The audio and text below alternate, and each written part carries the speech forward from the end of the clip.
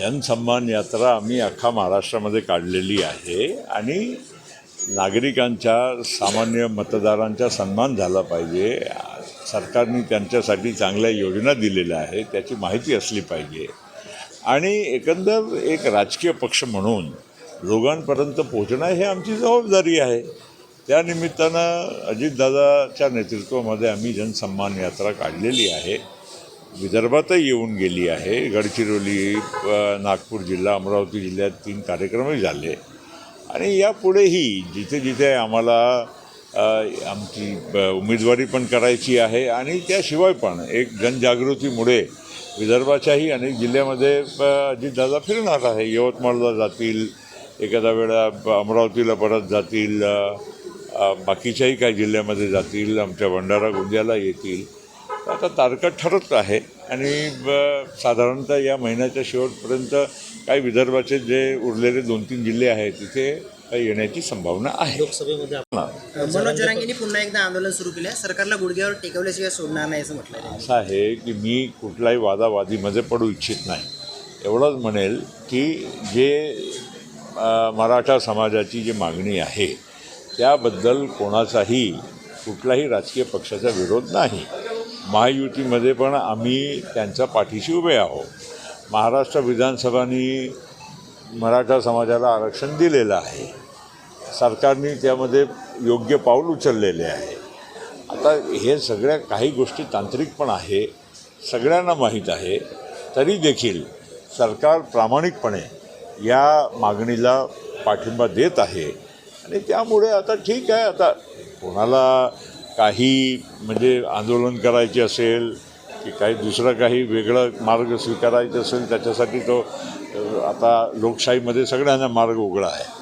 पण माझी त्यांनाही विनंती आहे आणि सगळ्या नागरिकांनाही माझी विनंती आहे की अशा दिशाभूल होणं काही काम होत नाही.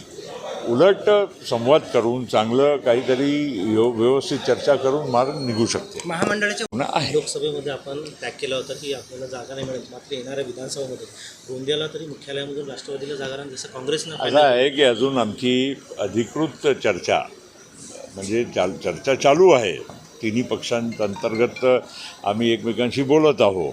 पण आता अधिकृत चर्चा आता आज गणपतीचा शेवटचा दिवस आहे.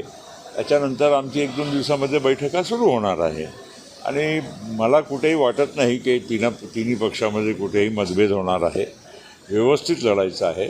महायुती म्हणून महाराष्ट्राच्या जनतेला हे भरोसा द्यायचा आहे की आम्ही जे केलेलं कामं आणि यापुढेही अशी चांगली लोक अभिमुख जे योजनाही आहे त्यांना चालू ठेवण्यासाठी आणि वाढवून घेण्यासाठी मुख्यमंत्री परवाही बोलले की आम्हाला सत्ता मिळाली तर आम्ही आणखीन जे योजना दिली त्यामध्ये भर देऊ, आणखीन चांगलं काही करू.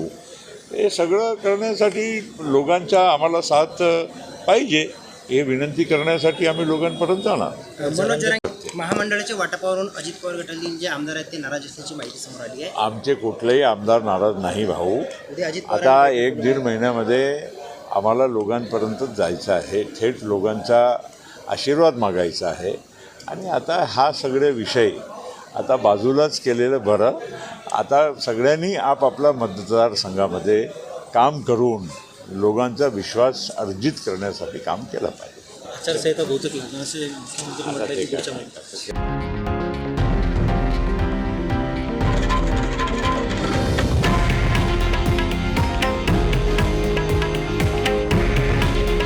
हे आहे देशातील नंबर 1 न्यूज नेटवर्क आणि आपण पाहत आहात TV9 मराठी.